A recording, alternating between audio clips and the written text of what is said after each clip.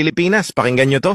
Sa Office of the Ombudsman, may lumabas na 2-page order na parang magic wand. Isang pirma lang, boom! Nawala ang hustisya sa loob ng 10 araw. Pinirmahan ni Acting Ombudsman Dante Vargas. Ang resulta?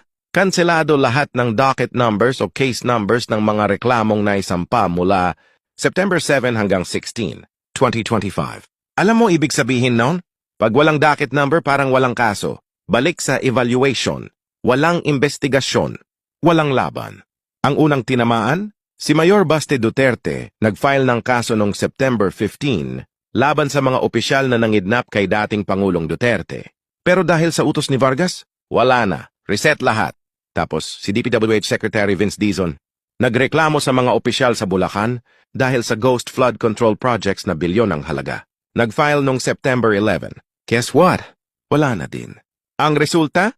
Lahat ng opisyal na dapat imbestigahan, cleared na! Ang hustisya? Nakatingin na lang sa langit!